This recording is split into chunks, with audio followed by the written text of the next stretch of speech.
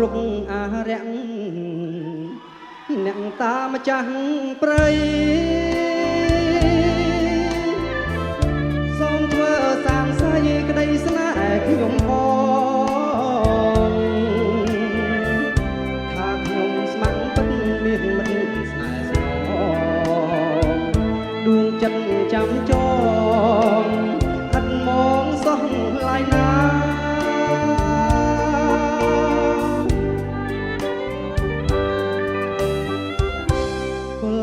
មៀងប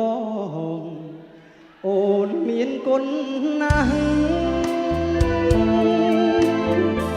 អូនជាម្ចាស់ផ្ទះជួយយកអាសាភ្នំបងដូចម្ដាយភ្នំបុត្រពីដាចំណីអាហារជីវ៉ាគួរកាត់ខ្ចោះ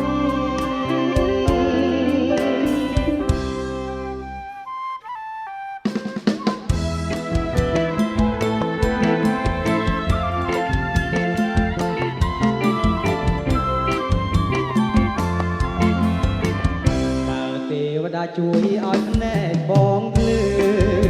ដោយកាលគ្រាមុនទោះឃើញតូចតន់បាក់វ៉ាន់ពីកាឬឃើញអូនលងពីកាដាច់ដៃជើងអស់ក៏បងនៅស្មោះលឺលោករលាយ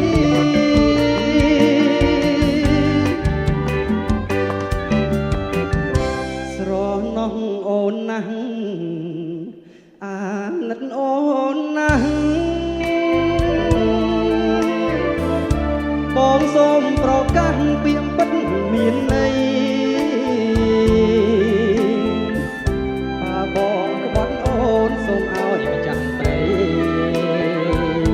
កាប់ចាំងប្រឡ័យជីវិតបងចុះ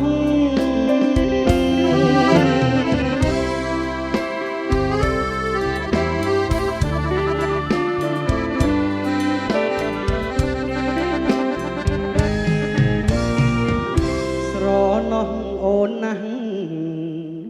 អាណិតអូនណាស់បងសូមប្រកាសពាក្យពិតមានន័យបើក្បត់សូមឲ្យអ្នកតាចាំព្រៃកាប់ចាំងប្រឡ័យ